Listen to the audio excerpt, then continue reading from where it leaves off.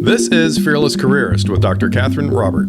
In this episode, Catherine speaks with Technology Transfer Associate Andrew Baines about his training and experience as a mechanical engineer, his entrepreneurial vision, and his work bringing research innovations into life for the public use. My first job out of college was as a noise and vibration computer-aided engineer working at the Milford Proving Grounds. That was pretty much using a technique called finite element analysis. Basically, you take a big part or a big problem, you break it up into small chunks, and then you apply different stresses and strains, and then you solve it piece by piece.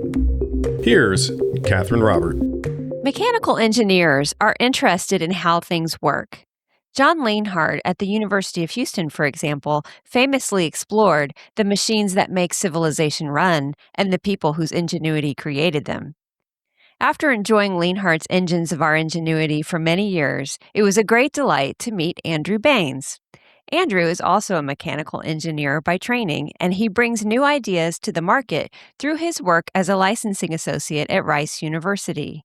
This means that Andrew connects companies needing new and innovative technology with the researchers performing that work. Andrew joins us here today to describe his path moving from engineering to technology transfer and to explore what comes next as he moves into leadership opportunities. Welcome, Andrew. Hey, Catherine, thanks for having me on, and thanks for that wonderful introduction. We'll jump right in with your plans before starting college. Did you know what you wanted to study before you even went into college? What I wanted to study, not entirely. What I wanted to do, yes. I would probably say for the first 17 years of my life, I thought I was going to be like an NFL player. I'm not nearly tall enough to be a professional football player, but Right. nonetheless had all the heart and ambition to be one. Fortunately, around junior year, my dad sat me down and he's like, hey, what do you think you want to do? I want you to write out a 5-year plan, what that looks like. And I had always been in GT or gifted and talented courses in elementary school, been in advanced placement in high school. So I got exposed to a lot of physics and mathematics and calculus in high school. I was like, hey, I'm pretty good at this and I really enjoy it. I remember building a hoverboard actually in physics class, and that really got the wheels churning in terms of like the types of problems I wanted to solve, the things I wanted to build. I really just saw myself being a builder. So talked to a lot of people and I settled on mechanical engineering. I wanted to design cars or airplanes, and having my father challenge me to sit down and come up with a 5-year plan really encouraged me to lay things out in terms of what I wanted to do. My mom always tells the story that she's not surprised that I went the engineering route. She said I always used to play with Legos and Connects. I was always building something, even 3 years old. Even now, I really view myself as like a creative at heart, whether that's problem solving from an engineering technical standpoint or even an artistic standpoint. Awesome. You went to UT San Antonio, and while there, you jumped right into working for the mechanical engineering department as an intern, and then went straight into graduate school. Did it give you a good idea of what working as an engineer would be like? I would say somewhat. I had a college professor, John Foster. I think he's at University of Texas, Austin now. He used to say, hey, when you get out in the real world, don't think you're going to open up the hood of a car and see a spring mass damper system. For the engineers out there, when it comes to problem solving and engineering courses, like spring mass damper problem is very basic, fundamental. It's a simplified way of approaching a very technical, challenging problem. He would say, hey, don't think you're going to get out in the real world and that's what it's going to look like. It's going to be a lot more complex than that.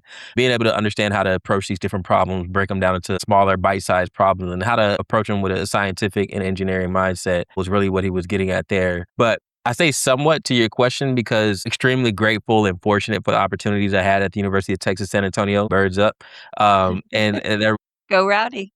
yeah, it gave me a lot of exposure to what's capable in the research world, academic world, and I've shifted back into that world. And so I would say from that standpoint, yes, it was a phenomenal foundation. But just I think any engineering program, being able to get some hands-on technical experience in the real world is what's going to really help prepare you the most for traditional corporate roles. Fundamentally, I would say University of Texas San Antonio was a great place for me. Yeah, there's not a lot of intern positions available. How did you even get that role? Sophomore year, me and a good friend of mine named Kenny, we were just looking for little jobs, little scholarships. And there was a scholarship program that we both came across called the Lewis Stokes Alliance for Minority Participation, or Mhm. LSAMP. I think it's ran by like the P20 initiatives underneath the University of Texas system. Long story short, it's a undergraduate research opportunity intended to expose people, especially undergraduates, especially minority students, to research opportunities on campuses. I think it might have paid me like something like $1,000 or $2,000 in terms of a stipend for the semester or for the year. And that was kind of my introduction. You had to go on there and, as part of the application, fill out the name of a faculty member that you wanted to work with. Start of sophomore year, I'd only really taken for core classes, the calculus, the physics, nothing where you're getting introduced to the full engineering faculty, so to speak. I just looked on the line on the website, faculty directory. I just looked like, hey, who's smiling on their picture? Like, who looks like a nice person to work with? I saw this guy, Harry Millwater, and I was like, yo, yeah, I think I could work with him. He looks like a fun guy. I put him down. I put a couple other names down. And I don't know why he chose me. He might have just thinking like, hey, I'll take a shot on this ambitious student that's looking to work in our lab. He did a really good job of easing us in there.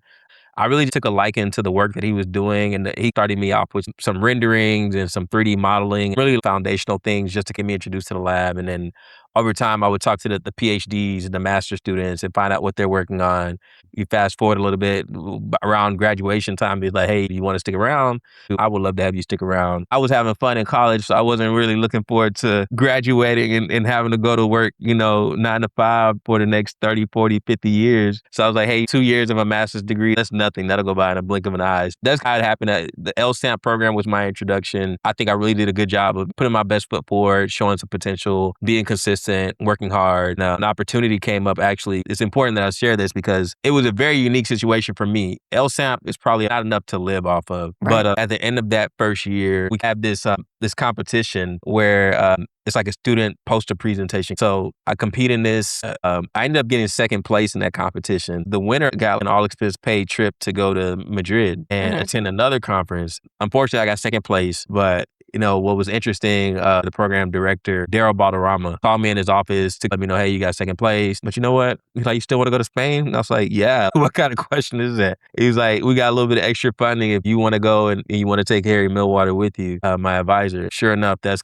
how things played out. The really great part was maybe a year later after that, I wasn't doing LSAMP anymore, but I was still working in the research lab. Professor Millwater got to the point where he's like, hey, I want to take care of your college expenses, and then I'll pay you a monthly stipend of like $1,000. By that point, like by junior year, I'm basically getting paid to go to school. That just even more so gave me more ambition and more desire to show Dr. Millwater that he was correct in giving me an opportunity, but then also open my eyes to all the different opportunities that were out there in the research and academic space. Right. You also had an internship while in your graduate program in New Mexico at Sandia National Labs. What made you turn down their job offer for after you graduated? I enjoyed my time at Sandia. Albuquerque was a nice, beautiful city, and I really loved the culture. I loved the city, but my dream job, again, going back to senior year of high school, the reason I pursued engineering was to go design automobiles or airplanes. Sandia has some really interesting deep tech problems that they're working on. I really just still had in my heart of hearts that, hey, I want to see what it's like to design and build cars. Ultimately, I ended up taking a job opportunity in Detroit, Michigan. My first job out of college was as a noise and vibration computer-aided engineer working at the Milford Proving Grounds. That was pretty much using a technique called finite element analysis. Basically, you take a big part or a big problem, you break it up into small chunks, and then you apply different stresses and strains, and then you solve it piece by piece. Luckily, we have supercomputers and servers so that solving it piece by piece does not take a long time. But my job was to help make cars quieter. So if you run over a pothole or, you hit a speed bump, or even if you're driving on a freeway and you want it to be as quiet as possible. So part of my job was just figuring out, hey, let's analyze these vehicles. Let's figure out what we can do from a design standpoint to make them as quiet as possible. Wow. That was a pretty big leap. You grew up in Texas, went to college in Texas. You just had that internship for a short amount of time outside of Texas. But then going to Detroit, what a culture shift. Yeah, to say the least, it was a huge culture shift. But you know what? I was not afraid of moving or not afraid of exploring and viewing life as a journey. And when we say culture shock, we really just mean it's cold there. Yeah. I'll just say it was very, very cold. Yeah. But and for a Texan that grew up in Houston and as humid and hot as Houston is, and you know this, being a Houstonian as well, Yeah. living in Detroit, anywhere up there in the Midwest is like 9 months of winter. Here in Houston, you might get like 2-week cold front. random February. I remember moving up to Detroit like November. I remember driving up there and seeing like all this white stuff on the snow. I'm like, what is that? Is it snow? Is it flurries? I think ultimately it was a mix of salt and then like some little snow flurries. I remember I moved back to Texas in March 2017. So I did 3 years up there roughly. Yeah. I had newly been married. I got married not long after moving up there to my college sweetheart. So around May of 2016, we were at the Detroit Zoo and it starts snowing. I look at my lovely wife and I said, I'm going to get my bonus check next March and then we're going to move back to Texas. And that is what we did because I was just over it at that point. And you know what? The cold is one thing, but the part that really wears on you, and I had some mentors and people up there that warned me about it, Yeah. the light or the lack of light or the Yes, that's darkness. actually worse than the cold itself is the lack of light. Yeah. Yeah, the lack of light, that was extremely tough. I would go to work, it would be dark when I'm pulling into the office. I'm getting off of work, it's already dark. And you're sitting at your cubicle with these lights, looking at a computer screen majority of the day. I'm not gonna lie, I got to the point where like I would get home from work, I would just go in my bedroom and just like having this quarter life crisis, just sitting in the dark, like, Lord, what am I supposed to be doing in my life? I would walk through the hallways and see all these plaques of like 25-year anniversary, 30-year anniversary. I'm 24 entering in this company. I'm like, dang, these people have been here longer than I've been alive. Like, have I reached the end point of like, this is it? You get so used to having a next stage, a Yeah. next event. You go from elementary to middle to high school to college. Right. And you're like, wait, this is it. Like we stand in this building, this office, this desk for the next 30 years. That's This it. flickering fluorescent light. Yeah. Yeah. I Yeah. was just like, wait a minute. No, I got to figure this out. I don't think this is going to work out. So Well, so spoiler alert, you stayed for 3 years. yeah. But before that, in your first official out of college job, what did you think of the whole experience of going to work and getting into the routine? Did you otherwise like it or was the whole thing a drag? I did like it. I enjoyed my time up there. And really, one of the most exciting things while I was up there, being able to look for the new novel thing and create. I love that. That gives me the utmost joy. Learning about new things, looking for gaps and opportunities for improvement. But after 3 years, I'm kind of like, all right, again, what are we doing next? I'm like, hey, man, I think I could train somebody to do this at this point. I think it's time for me to figure out the next move. But one of the great things, I worked at General Motors. I don't think I said that, but they had a rotational program called Track. I got hired in as a noise and vibration CAE engineer. If I wanted to do that and stay in that role, totally fine. But they gave me the option and the latitude. And I'm fortunate that my supervisors did. They gave me the opportunity to enter into the track program and then rotate between different opportunities within the organization. And the idea there is that General Motors is a car manufacturing company and they want you to understand the entire process, what happens, what's important. It's really a great experience because it takes the blinders off in terms of how things are done. Long story short, it was a great experience that first role, being able to see the overall life cycle. I went from noise and vibration. I worked in a manufacturing plant as a quality engineer for about 6 months. I also worked at the engineering tech center as a design release engineer, overseeing steering wheels and driver airbags for a number of vehicles. So it gave me a lot of great exposure. But by the end of it, I was like, hey, really, I said it kind of jokingly in terms of this quarter life crisis, but thinking about, I'm a Christian person. And so thinking about, hey, what is my God-given gift and talent and purpose on this world? And how am I fulfilling that, or how can I align that to the work I do? Not to say that it has to be totally aligned, but there's a way that I can maximize the fulfillment of my job while still making a good living. That's something that I was trying to pursue, coupled with being married for about 3 years at this time and looking to have kids and to avoid the cold. All those things together led me to leaving Detroit and moving back to Houston. How did your departure from GM go? Yeah, I did. I did give 2 weeks notice, but Okay. the way I look back on that, on how I did it, and I was just like, oh, this is so cringe. I couldn't figure out the right time, like when to bring this up to my manager. And I had just ended up catching her in the hallway. And I think we had literally just finished performance reviews. And I saw her in the hallway. I was like, hey, yeah, I think this isn't going to work out. I want to talk to you In about the hallway. putting in my 2 week notice. She's like, wait, what? She's quickly, briskly walking from one meeting to the other. And I was like, yeah, I just think. She's like, wait a minute. She's like, I just got done like raving to the director about you. Let me talk to the director. Just wait a minute. Let me figure out what's going on. Yeah, I ended up talking to the director. He was like, hey, I can't promise you anything, but the trajectory you're on, I can see you going really high in this organization. I'm the type of person, I work hard wherever I go, treat people well. And I think that that's something that will take you a long way in your career. And I do regret the way I left things. Looking back, putting a simple as putting a one-on-one meeting, do it like they do us, right? Just asking for time on their calendar to kind of chat. I Yeah. think there's a number of ways to do it better than 25-year-old me did it. Um, Yeah, I have a but whole chapter in my book about the exit, about planning your exit, and yeah. Yes, yes. Look, if you wanna put me in there as a case study, have at it. My goodness, but, Oh, um, you're not alone, come on.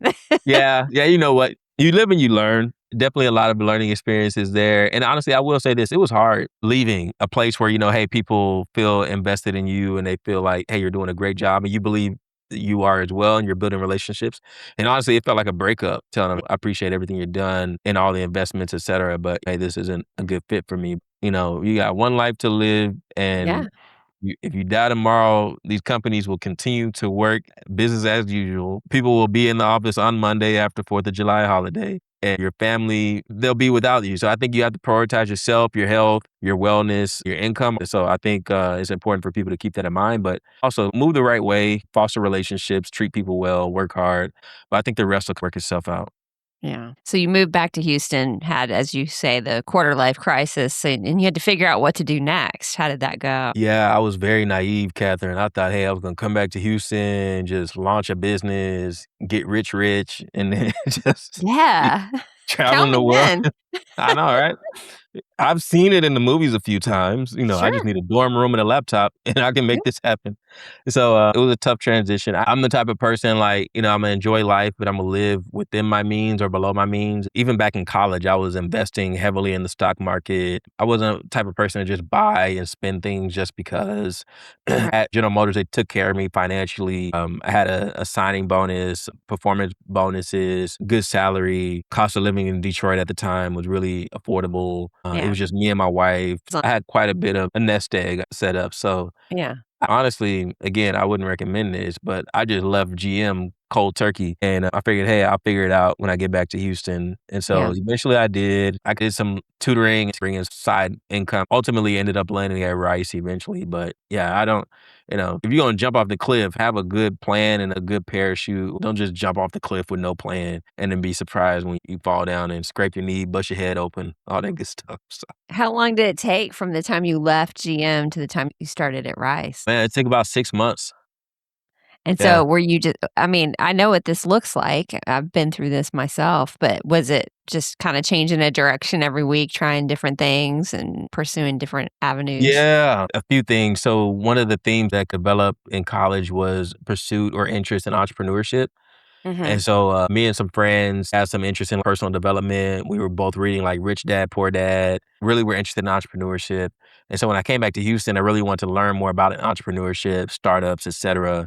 And so I think at the time there was a meetup slash co-working space called Station Houston. I would go there and there were some other little incubators and startup places and communities in the city. And I had some friends here who would kind of show me around in terms of like, hey, this is what's been happening since you've been gone. Right. These are the different places to kind of get plugged into. There was a lot of that exploring, what's happening there. Wasn't really anything strongly mature or formalized in that space that I could jump on board with. I think a lot of times in that space, people look for you to be like a software engineer or a coder, which I could code to automate mundane tasks, but I was not like coding up an app for your iPhone or your Android at the time. And so a lot of exploration in terms of startups. I thought about getting into education because students and giving back and helping others has always been something that's important to me and my family, and that's been ingrained in me.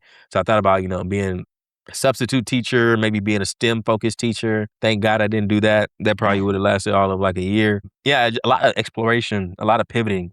Yeah. It sounds like it was useful knowing what comes next. It sounds like that exploration time was worth your effort since you learned a lot, right? Yeah, I learned a lot, and then also I would say the thing by this time, what I started realizing is like the importance of relationships. I would say more than anything, a lot of the relationships that I've kind of fostered over the past 5, 6, 7 years have now like come full circle and really started to bear a lot of fruit. Yeah, I feel like I'm not as good at that, at talking to people, and I'm hearing you describe how you talk to people. Even just as an undergrad, I was too shy to talk to my professors. Yeah. You know what? That's a skill that I had to gain over time. Yeah, probably around college, I just started like not caring really at a certain point in terms of like, hey, you just start thinking about how many people are there in this world? How many people do you come across each day that you've never seen again? Just in terms of like embracing, meeting new people, finding out what they're doing. And ultimately what the way I kind of view it is just leaning with curiosity. And I think the Right. engineer in me could really relate to that. I've always been curious about how things work, how things come together, how things operate, just from a different standpoint. Just curious about meeting new people, what they do, how they make a living, what are some of the challenges they face, how do they overcome that? Not necessarily being nosy, but in terms of like, hey, like, who are you? Like, I saw you at this Brain Economy Summit thing. I was like, no, let me see what this lady's working on. Hey, how you doing? You like eating fruit? And I'm like, no, you gonna talk to me? Come here. So I think just being curious and not really caring so much what people think can get you out of that shell, so to speak. And I think Yeah. we need to do that a lot more. I think society and our world in general, like we become so siloed and isolated and we think, hey, the problems that are affecting us only affect us. And Right. hey, I just think, yeah, be curious, meet somebody new, and you'll be surprised where they'll take you. Yeah. You ended up back in a mechanical engineering department in research at Rice University. What led you to get that role? Is it somebody you knew, something you applied for? No, you know what? I got like as much as I preach about the importance of network and meeting people, I would say all of my job opportunities, career opportunities have come through just applying online. Right. And it's like so rare. Well, that's inspiring to people who are all of our new graduates out there right now who are desperately Yeah. applying for jobs. I know. I was just talking to a new grad or an early career guy. He's in his senior year. He's like, he pulled up the stats. He's like, dude, I applied to 90 something jobs just on Oh, Indeed last year. Like, oh, nobody called me back. And he has like a aw. 3.9 GPA or something. I'm like, God bless your soul. But for whatever reason, it just kind of worked out for me where, hey, when I did apply online, recruiters would find me. And so my first role at Rice was kind of the same thing. I think there was like a really strong alignment. I was thinking about pursuing a PhD. I was familiar and comfortable with academic research setting. I figured, hey, working at Rice University, I knew kind of had a sense of like working at corporate versus working in an academic setting, what that would be like. And so Right, it kind of checked quite a bit of boxes. And then lastly, the type of research we were going to be doing was working with cancer patients and developing patient-specific hip implants for cancer patients and trying to optimize surgical outcomes for the different patients depending on their quality of life and what we're hoping the quality of life will be for that patient after the surgery and after the rehabilitation. And also trying to systematize and give the clinicians and the oncologists more technical way to kind of approach the different patients that they're seeing in terms of like which muscles to remove when you're resecting the tumor or hey, which implant do you need for this particular patient? So, long story short, it checked that box in terms of being fulfilling or helping people. That was, a number of things why the opportunity at Rice really stood out to me. yeah. I mean, how cool is that, right? After 6 years in research, you moved into technology transfer. What led to that move? Partly money. So the grant I was getting paid on was coming to a close. I was getting funded underneath Cancer Prevention Research Institute of Texas, CPRIT. Well, it was a 5-year grant. I think we got like a 1-year extension on it because of COVID. So that was coming to a close. And then also in the midst of the pandemic, I was exploring, getting back into the entrepreneurship theme, exploring, hey, what do I think I want to do from an entrepreneurship standpoint? Luckily, my supervisor, I was keeping him updated because he knew, hey, the grant's going to run out. So I Oh, was so keeping you him. had learned your lesson. You didn't just quit, right? Your Exactly. manager I knew what did. you were thinking. Okay, see, Look, I that's am a good. quick learner. I don't need that many, repeat lessons. And so, yeah, I learned my lesson there. I was keeping them up to date. And then also, being transparent, there was some cool research we were doing that I was interested in creating a company around. On campus, there were entrepreneurship programs that I was actually participating in. And I was hopefully going to take some of that technology, some of that research, and then create a company around it. Long story short, my supervisor then at the time, BJ Fregley, he was like, hey, I know you're interested in entrepreneurship. If you haven't heard about technology transfer, you should look it up. The office here at Rice actually hired a new vice president. I heard she's really changing things around. I think you'd be very interested in the role, and I think you'd be a good fit. And, he was really correct in every single way. I saw a few different opportunities there, applied online. It did help that I had a couple patents that I had got issued during my time during General Motors. Right. But, honestly, didn't know anybody in the tech transfer office, never worked in technology transfer, wasn't 100% familiar with the whole patent process, et cetera. But I did, going back to the entrepreneurship stuff, I did gain experience with like marketing and understanding the startup ecosystem and being able to meet different people and understand, hey, what resources are available not only at Rice, but then in Houston in general. And Right. so all those things kind of stood out and kind of helped me when I applied online, the resume, although I didn't check every single box, it still, I think, stood out to the hiring team. And that's Yeah. pretty much what got me in the door. So what does the work entail? What does a technology transfer associate do? Yeah, number one, it starts with protecting the intellectual property that's developed at the university. For people that work at a corporation, when you were doing your onboarding, one of the documents they probably slid in there that they said, hey, you need to sign was an IP assignment form, basically saying, hey, anything, any technology, any inventions that you create while you're here, these will be owned by your employer. Universities are the same in that, university can own intellectual property developed by faculty, staff, and typically graduate students. Undergraduate students, if they're developing something on their own in their dorm room, at least at Rice, the policy is, hey, those students own that intellectual Right. property. If they're getting paid from federal funding or using lab resources, the university typically owns that IP. And Okay. so we assess technology that's created by our employees or staff or researchers. We protect that IP with patents or copyrights, et cetera. And then ultimately the goal that we want to see is that technology gets translated from the lab into that real world in the form of products, services, et cetera. In my time, even though I've only been in tech transfer for about 2.5, almost 3 years now, I've touched both ends of that, both from an IP assessment and protection standpoint, but then also from a licensing and marketing standpoint. We also work with industry collaborations, such as sponsored research agreements. Typically, when I talk to people about technology transfer, I ask people, hey, have you ever heard of a company called Google? And like, yeah, of course, everybody in the whole world knows Google, right? And Right. so Google is like a really famous company that a lot of people don't know is a tech transfer story.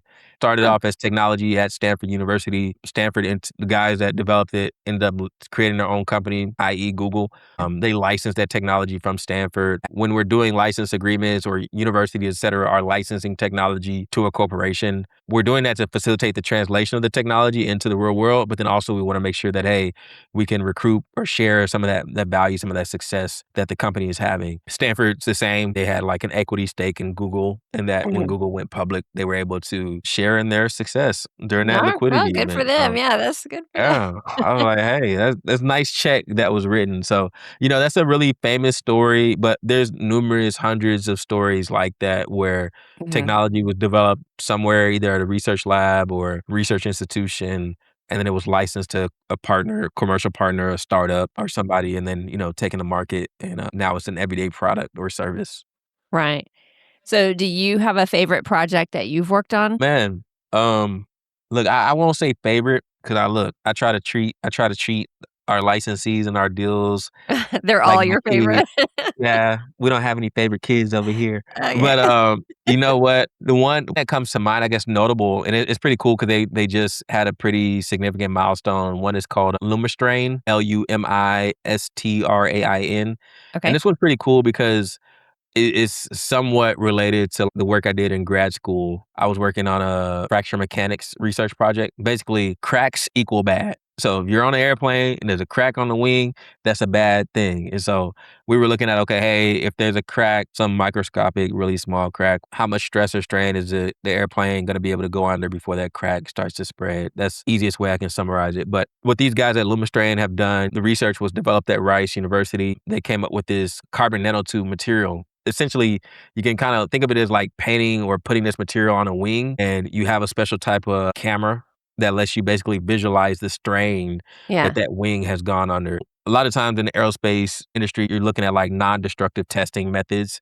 ways that you can test, hey, is this part safe without having to tear it apart? Sometimes people may use like different ultrasound techniques, et cetera. But Lumistrain, they've done a phenomenal job, even though they're in the early stages still, being able to commercialize their technology, establish partnerships with some of the leading aerospace companies. And then just recently it was announced that they received National Science Foundation Small Business Innovation Research SBIR award for $1.5 million. And so that's like non-dilutive funding, $1.5 million, help them further commercialize it. And so we've had some really successful cases like Lumistrain, Solidec, Coflex, Syzygy Plasmonics. There's been a lot of companies also that some of my colleagues have done those deals for that Yeah. have been very fruitful as well. We have some phenomenal researchers at Rice creating world-class technologies, and we're happy to see those things coming into the market. So working with Lumistrain, put some wind beneath your wings, so to speak, right? I see what you're doing there, Catherine. I couldn't resist. It was just right there. All right. Now Yeah. we've buried a little bit of the lead because what's going to be probably very interesting to our listeners is that, and that we haven't yet talked much about, is the side work that you've done, which started during your exploration time before starting at Rice, and then on your nights and weekends, you've built both a podcast and a website that both help new professionals find work and help them cope in difficult situations in their jobs.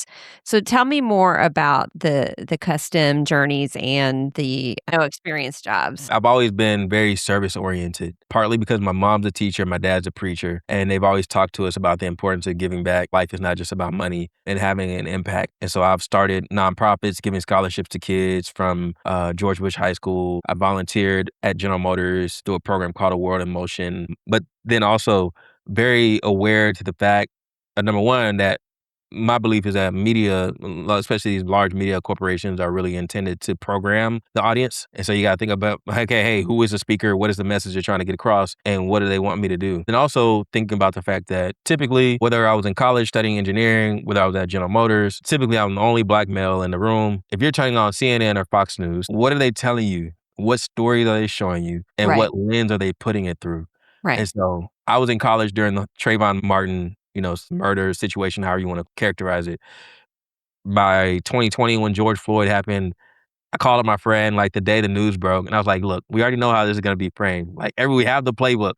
And I was like, I want to do something where we can be more proactive and just play our part in this world in terms of going against the mainstream media. What me and my friend discussed was there's such a large demographic of people that can grow up never being exposed to somebody from a different ethnicity or a different race, different heritage. That's even if you live in the most diverse city in the country like Houston. But if you live in Houston or New York or Chicago, these very diverse cities, you can still grow up in your own little bubble where if you're black, you only talk to people that are black. If you're white, you only talk to people that are white. You're Latino, so on and so forth. And Right. so the thought was, hey, how can we introduce people that are from different backgrounds, different demographics to people that may not know them? And the idea was just, hey, let's just put out positive images of representation of Black and Latino people in STEM. And, we're not pushing any agenda. We're just introducing you to somebody that is just like you, but they just got a little bit more melanin, maybe less, whatever, Right. than what they're used to. And Yeah. so we just interviewed different engineers, STEM professionals. The idea was, spotlighting diverse professionals, but then also giving people different career insights and advice and actionable steps to having a successful career in STEM. And so when I talk about, not knowing how to put in my 2 weeks notice the correct way, it would have been great to have a podcast or a book that Catherine, that you're writing, to know how to do that back Yeah. in 2016. But I didn't know where that was. And Yeah. podcasting wasn't really so mainstream.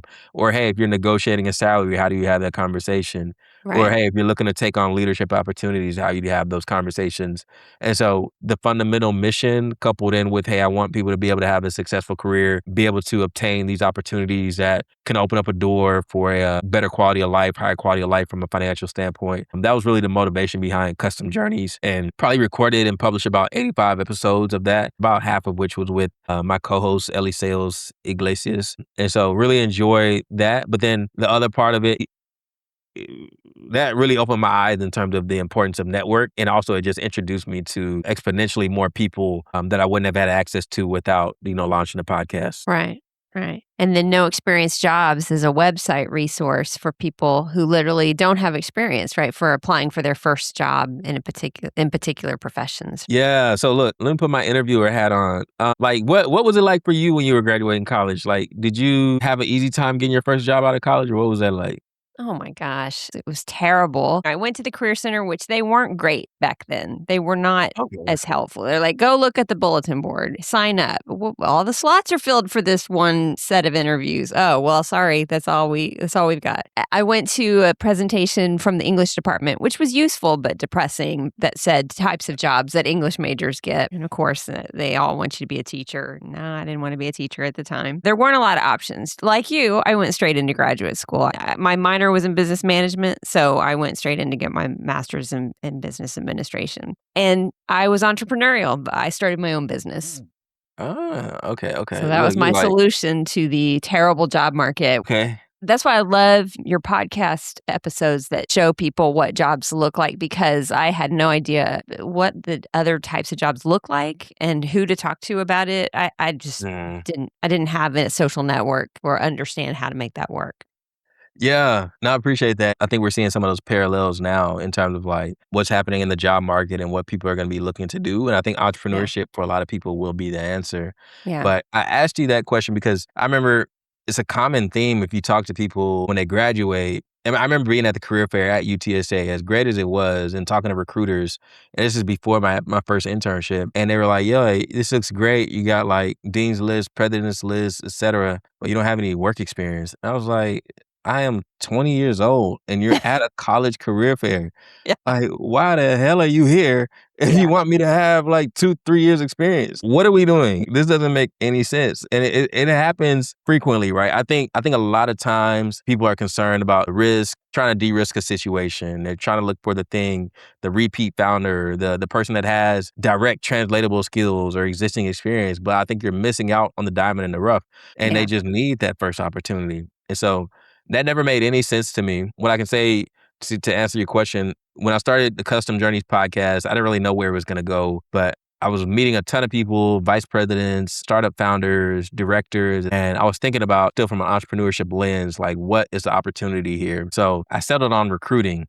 Mhm. Some of the people that I met in some of these different entrepreneurship startup circles or in the ecosystem, they were like, why don't you just recruit for, and they would make it sound so simple. They're like, dude, you already know all these directors and you have all these people commenting on your YouTube videos. I started a newsletter as well. Like you Mhm. already have all these newsletter subscribers. You're getting resumes from candidates. Like, why don't you just start a recruiting company? And I was like, I can do that? What you mean? I think a lot of times we feel like we need permission. And it's a thing psychologically. Somebody framed it like a lot of times people are looking for permission or for you to give them instructions on what they're capable of doing. I was the same way. I actually, it never clicked. But long story short, I started a recruiting agency. I was helping management consulting firms find different talent, mostly engineers that went to get their MBA, became consultants. And it was like 5-figure paychecks, like just from like 10% commission, 20% commission of somebody's first year salary. And you're literally getting paid to connect the dots. And I was like, this is mind blowing. It started making me look at life and business from like a different lens. Yeah. And it was like, hey, you kind of hear that Plus you're saying about making people happy, you know? that was the other thing about it, not just, it wasn't just money driven. I looked at it from the standpoint of, hey, you're providing an opportunity for somebody to provide for their family. That's really what one of the things that ultimately really made me pursue that. But no experience jobs came about because I would go to different events when I was recruiting and I would tell people, hey, I'm a recruiter. This is what I typically recruit for. 9 out of 10 people that would approach me would be college grads or people that are in college struggling, trying to find a job. I was like, Yeah. man, I got to help these people out, Aw. even though I'm not getting paid. Look, they took a lot of my time, Catherine. But anyway, came up with the idea for No Experience Job, basically just making a marketplace or a job board. Spotlight, we show jobs that don't require any experience. And so we just vet every single job that goes on the platform. Also creating different blogs and content to show people, hey, these are the different career trajectories. I'm exploring the future for what that site looks like and where I can provide the most value to the candidates, the job seekers, but then also providing the most value to the corporations. I think I'll probably take it through some different changes, but fundamentally, I just want to, be able to provide opportunities for folks that early in their career, looking to get their foot in the door, don't know where to start, can't find the different opportunities that are out there, and just make it a lot easier for them. That's awesome. Well, don't forget the English majors. No, English major's got a special place in my heart. My mom's an English Okay. major and she became a teacher, Okay. so I'll never forget y'all. You're just now entering mid-career, but between your service and entrepreneurial work and experience in research and tech transfer, you're well positioned for the next step. What do you see as potential directions for your career? Oh man, that's a good question. Honestly, I can see myself probably 3 different trajectories, continuing to work my way up the ladder from like a technology transfer standpoint. That's one route. The other route I'm really interested in, I've also very curious about entrepreneurship, startups, and then also venture capital. I just completed this venture capital certification called VC University. It's ran by UC Berkeley and Stanford. I'm always looking for gaps and opportunities. And so one of the things I'm thinking about long term is creating a venture studio. That's, corporation, you look for different IP, you incubate it, and then you put together a team, a founding team of people that can then, create a company around that IP and then commercialize it. That's one potential Mhm. pathway. And then the third pathway, I'd probably say is some form of full-time entrepreneurship, whether it's recruiting or I don't even want to limit myself, honestly. I would just say some sort of full-time entrepreneurship. If I had to think about where I'll be like 10 years from now, one of those three is where I probably would envision myself with a little bit more gray hairs in here. I got all these kiddos running around the house. I can't wait to see it. On your side time on LinkedIn, you have a regular live stream called Next Gen Leaders Podcast, in which you and Sherhara Burrell interview guests and discuss current events in the context of expanding your leadership mindsets. Tell me more about that. Yeah. So I like playing in this sandbox of the technology and then people or talent. So looking at what's happening from a workforce standpoint, there are a lot of industries that already have staffing shortages. I think everybody's looking at, hey, how can we approach this? Or what are kind of the pipelines we have and how are we going to get the talent we need? But I'm also looking at it from like a leadership standpoint, right? And if you think about, okay, hey, you have all these giants in the industry, all these people that are extremely knowledgeable. Like when these leaders retire, the millennials, the Gen Z, me, your daughter, others will have to step into those leadership roles. And how do we do that efficiently and effectively? How prepared are we as millennials and Gen Z to be leaders? And not just be leaders, but be even better leaders than the people that came before us. So the Next Gen Leaders podcast really came from wanting to understand, hey, how do baby boomers and Gen X, how do they view leadership? What's their approach to it? What's their methodologies? How do I build a team? How do I manage conflicts and different personalities? All these different things and some. But then also looking at millennials and Gen Z, what's their approach to the workforce? And how do we get these two different generations talking to each other and, Right. help prepare millennials and Gen Z to be the best leaders that they can be. And so we try to provide actionable steps, not just cover the what of what leadership is and what it looks like, but the actual how to, like, how do you be an effective leader? How do you manage and communicate effectively with your team?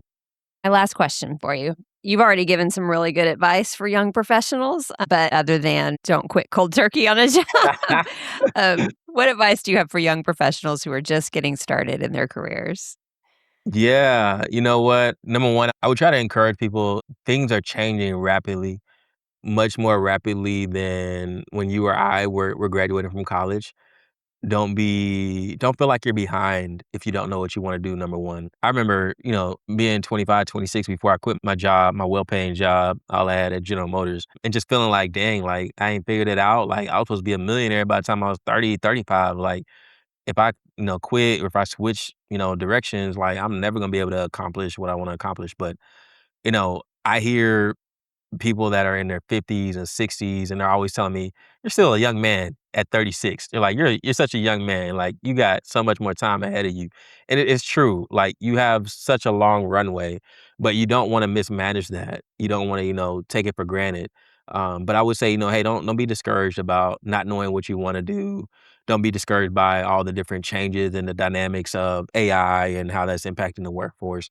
I would say, hey, be curious, be willing to adapt and adjust and learn. Yeah, And you know what? I think there's a lot of things that even though you may lack experience that you can teach others that are older than you. A lot of things you can teach me, a lot of things that you can teach Gen Xers and baby boomers. So I would sure. say do all that. But then ultimately, the last thing I would say is network with every single person you can. When I say network, I mean genuinely look to add value, genuinely look to build relationships, valuable relationships Right. with the people that are your peers. Network with the people that are a few years, a decade or two or three older than you. Also network and give back with those that are behind you. Because I can't tell you, I've seen people that I've given scholarships to that are 10 years younger than me that are Mhm. now almost my peers. And so we run in similar circles now. Yeah. So I think it's important for you to build these relationships across the board, across the spectrum, because there's value that you can provide to others, but then there's also value that they can provide to you. So I treat like people that. well, work hard, and the rest will work out. That's wonderful. Andrew Baines, it's been a true pleasure having you as my guest today. Thank you for sharing. Thanks for having me, Catherine. I had a ball. To view the resources from Andrew Baines with helpful career advice, see the links in our show notes. I'm so excited you're here. And remember, you're not alone on your career journey. Together, we can share our stories, move boldly into that perfect job, and we can light the path for our future fearless careerists. I'm Catherine Robert, and I can't wait to hear your story. Fearless Careerist is available on Spotify, iTunes, and YouTube. Subscribe there or visit us at catherinerobertedd.com.